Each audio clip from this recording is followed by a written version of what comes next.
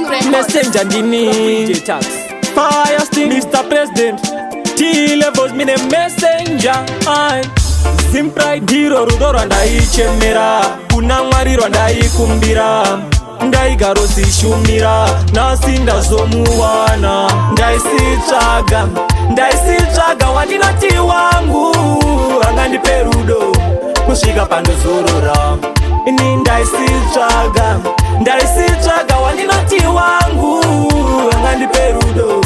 kusvika pandozorora asi nasi ndazomuwana wandichati wangu maive vana ini naye futi tinodanana saka bebi wangu ndipe mukana vemakuwo savaterere bebi wangu wandikunyebere ndosaka ndati ndikuimbire ndichinge ndashaura undidaire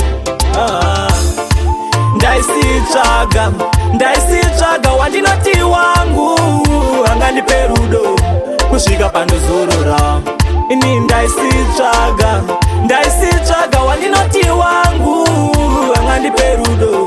kusvika pandozarura wako ndiwo wakandizarura obva wati messenger ndiyo nondiitira ndichakuda kusvikira pandokita ndimonire rudo robva ratondimbundira mumwoyo mangu ndiwe wega unotonga kusazovhiringidza zvatakaronga ndokugama pese paunodona ndichaedzawo nepandinogona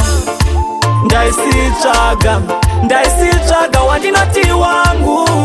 angandipe rudo kusvika pandozorora ini ndaisitsvaga wandinoti wangu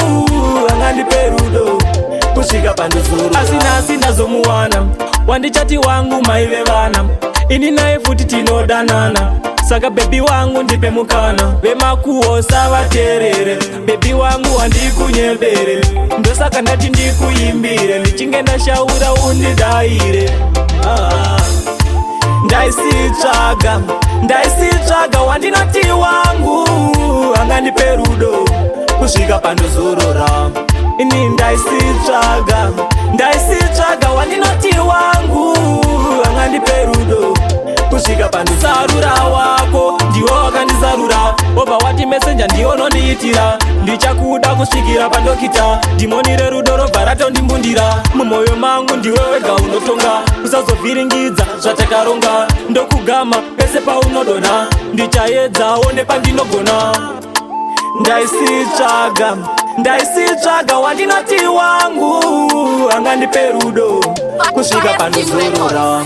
ini ndaisitsvaga